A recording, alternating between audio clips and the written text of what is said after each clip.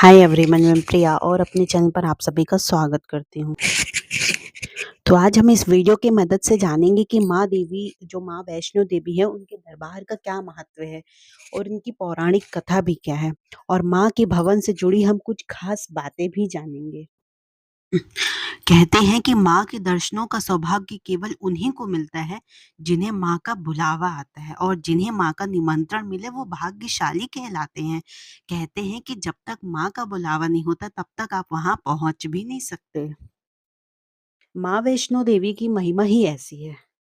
तभी तो पूरे साल माँ का दरबार भक्तों से गुलजार रहता है। हर समय माँ के जयकारे गुंजायमान रहते हैं। यहाँ तक कि न सर्दी का खौफ, न भीषण गर्मी की परवाह, न बरसात का डर। हर मौसम में माँ के दर्शनों के लिए यहाँ भक्तों के पहुँचने का सिलसिला जारी रहता है। नवरात्र का जो पावन पर्व होता है बस जैसे ही शुरू हो जाता है, वैसे ही नवरात्र के इन 9 दिनों में माँ देवी दुर्गा की 9 रूप कौन-कौन से शैलपुत्री, ब्रह्मचारिणी, चंद्रघंटा, कुष्मांडा, स्कंद माता, कात्यायनी, कालरात्रि, महागौरी और सिद्धिरात्रि की पूजा का विधान है। वैष्णो देवी भी साक्षात दुर्गा ही हैं। त्रिकूट पर्वत पर पिंडी के रूप में विराजमान माँ की क्या है पौराणिक कथा या भवन से कुछ खास जुड़ी बातें हम आपके साथ बताते हैं। चलिए, कहते हैं कि जम्मू कश्मीर में स्थित माँ वैष्णो देवी हिंदुओं में सबसे ज्यादा पूजनीय देवी हैं। कहते हैं कि कटरा कस्बे से 2 किलोमीटर की दूरी पर स्थित हंसाली गांव में माँ वैष्णो के परम भक्त श्रीधर रहते थे। वह निसंतान होने से बहुत ज्यादा दुखी थे। एक दिन उन्होंने नवरात्रि पूजन के लिए कुंवारी कन्याओं को बुलवाया और माँ वैष्णो देवी कन्या वेश में उन्हीं के बीच आ बैठी। पूजन के समय सभी कन्याएं तो चली गईं, पर माँ वैष्णो देवी वहीं रही और श्रीधर से बोली, सबको अपने घर भंडारे का निमंत्रण दे आओ। श्रीधर ने उस दिव्य कन्या की बात मान ली और आसपास के गांव में भंडारे का संदेश पहुंचा दिया। वहां से लौटकर आते समय गुरु गोरखनाथ तथा उनके शिष्य बाबा भैरवनाथ जी के साथ दूसरे शिष्यों को भी भोजन में निमंत्रण दे दिया।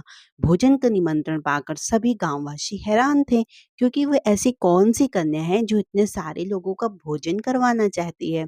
सभी लोग भोजन के लिए इकट्ठे हुए। तब कन्या रूपी माँ वैष्णो देवी ने एक विचित्र पात्र से सभी को भोजन परोसना शुरू कर दिया।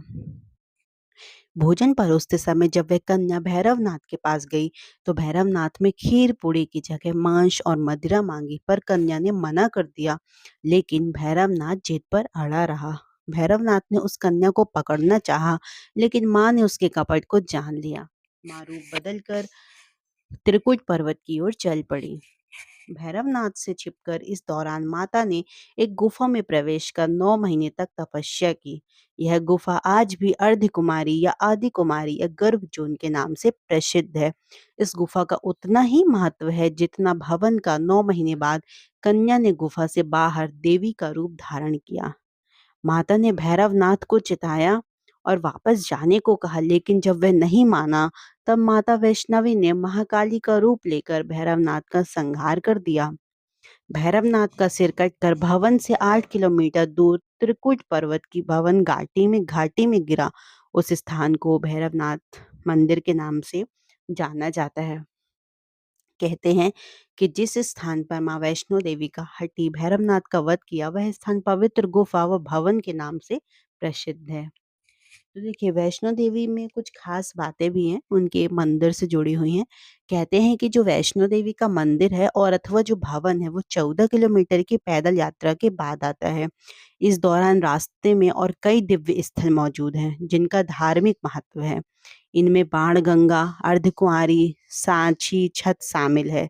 कहते हैं कि अर्धकुंवारी गुफा का उतना ही महत्व है जितना कि माँ के भवन का। अर्धकुंवारी गुफा का उतना ही महत्व है जितना कि माँ के भवन का। कहते हैं कि इस गुफा में माँ ने के कन्या रूप में 9 महीने तक तपस्या की। इस गुफा को गर्भजोन के नाम से भी जाना जाता है। जिस स्थान पर वैष्णो देवी पिंडियों, देवी काली, देवी सरस्वती एवं देवी लक्ष्मी के रूप से गुफा में विराजमान है, वह स्थान माता रानी का भवन कहलाता है। मान्यता है कि यहाँ पर वैष्णो देवी ने भैरवनाथ का वध भी किया था। मौजूदा वक्त में माता वैष्णो देवी के दर्शन के लिए जिस रास्ते का इस्तेमाल किया जाता है, वह गुफा में प्रवेश का प्राकृतिक रास्ता नहीं है, बल्कि भक्तों की ज्यादा भीड़ को देखते हुए प्राकृतिक गुफा का निर्माण किया गया है। जब मंदिर में जब मंदिर में श्रद्धालुओं की संख्या 10,000 से कम होती है, तब वह प्राचीन गुफा का द्वार खोल दिया जाता है और भक्त पुराने रास्ते से माता के दरबार तक पहुंच सकते हैं। लेकिन कहते हैं कि यह सौभाग्य बेहद ही कम भक्तों को मिल पाता है।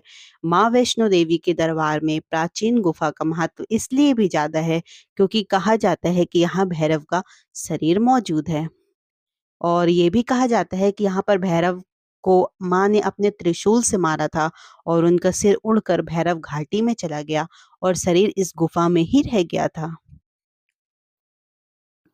जो अर्धकुंवारी गुफा है, ऐसा पौराणिक कथा में वर्णित है कि जो अर्धकुंवारी गुफा को गर्भजून तो कहा ही जाता है, लेकिन कथा के अनुसार जब भैरवनाथ माता वैष्णो देवी का पीछा करते हुए त्रिकुटा पर्वत तक पहुंच गए, तब माता रानी ने विश्राम के लिए अर्धकुंवारी गुफा को चुना था।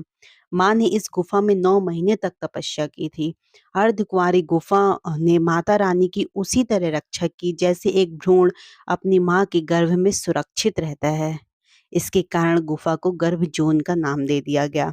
इस वजह से मान्यता है कि जो महिलाएं गुफा में आती हैं, उन्हें गर्भावस्था या प्रसव के दौरान कभी भी किसी मुश्किल का अनुभव नहीं होता है। कहते हैं कि अगर महाभारत के संबंध से देखा जाए, तो हिंदू महाकाव्य महाभारत में वैष्णो देवी का संदर्भ मिलता है। महाकाव्य का दावा है कि अर्जुन ने कुरुक्षेत्र के महान युद्ध से चलते जीत के लिए माता रानी का आशीर्वाद प्राप्त करने के लिए माँ की पूजा की थी। अगर भगवान राम से अगर संबंध बनाया जाए, तो कहते हैं कि माता वैष्णो देवी ने रावण पर भगवान राम की विजय के लिए प्रार्थना करने के लिए नवरात्रि मनाया था। यह भी कहा जाता है कि भगवान राम ने उनसे वादा किया था कि उन्हें माता वैष्णो देवी के रूप में पूजा जाएगा और हर कोई उनकी प्रशंसा करेगा। भगवान राम ने कलयुग में माता वैष्णो देवी से विवाह करने का वादा किया था।